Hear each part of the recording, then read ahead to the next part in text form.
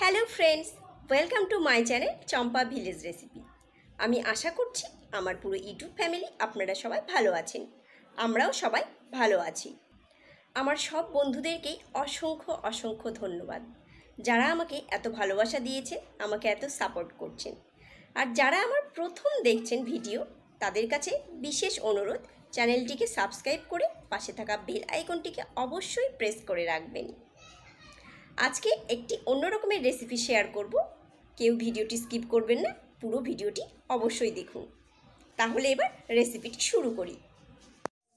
আজকে এখানে আমি নিয়ে নিয়েছি একটুখানি বাটিতে মসুর ডাল। এই মসুর ডালেরই একটি রেসিপি শেয়ার করব। সবাই সঙ্গে থাকুন, পুরো ভিডিওটি অবশ্যই দেখুন, কেউ স্কিপ করবেন না। প্রথমেই আমি ডালগুলোকে ভিজিয়ে রাখবো 2 ঘন্টা। 2 ঘন্টা ভিজিয়ে ডালগুলো আমার এরকম হয়েছে। এবার আমি এই ডালগুলোকে ধুয়ে ভালোভাবে পেস্ট করে নেব।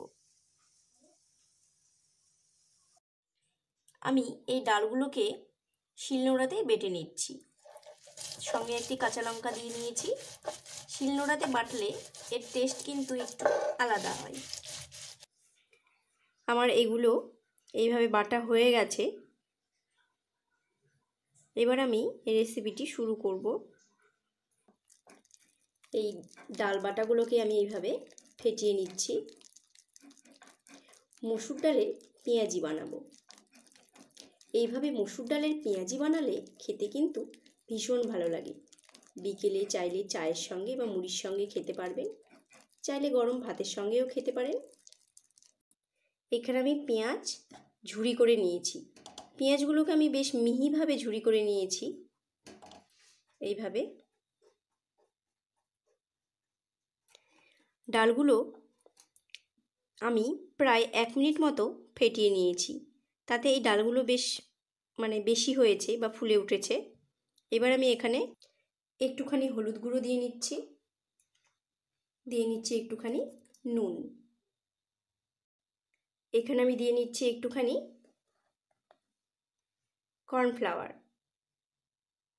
এবার আমি এই সবগুলোকে একসঙ্গে বেশ ভালোভাবে মিশিয়ে নিচ্ছি।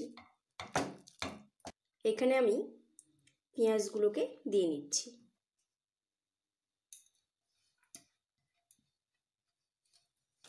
মিশিয়ে নিচ্ছি পেঁয়াজগুলোকে ডালের সঙ্গে বেশ ভালোভাবে এইভাবে আমি মিশিয়ে নিচ্ছি।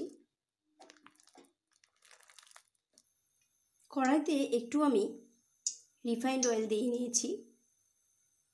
তেল আমার গরম হয়ে গেছে।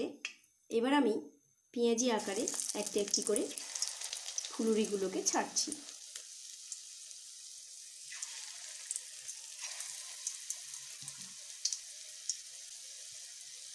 এগুলো জিভে জল আনা রেসিপি। সবগুলোকেই ছেড়েছি। আগে যেগুলোকে ছেড়েছি সেগুলোকে আমি আস্তে আস্তে উল্টে নিচ্ছি।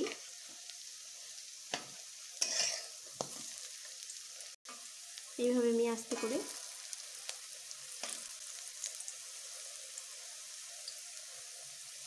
বেশ লাল লাল করে এগুলোকে ভেজে নেব।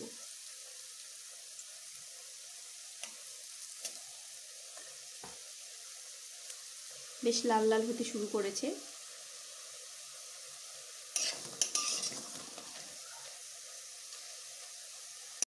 এগুলো হয়ে গেছে। এবার আমি এগুলোকে তুলে নিচ্ছি। আমার পেঁয়াজির রেসিপি রেডি টু সার্ভ। এই পেঁয়াজিগুলো খেতে কিন্তু ভীষণ ভালো লাগে, ভীষণ টেস্টি। সবাই ভালো থাকবেন, সুস্থ থাকবেন, আনন্দে থাকবেন। আবার দেখা হবে অন্য কোনো রেসিপির সঙ্গে। ততক্ষণের জন্য বাই।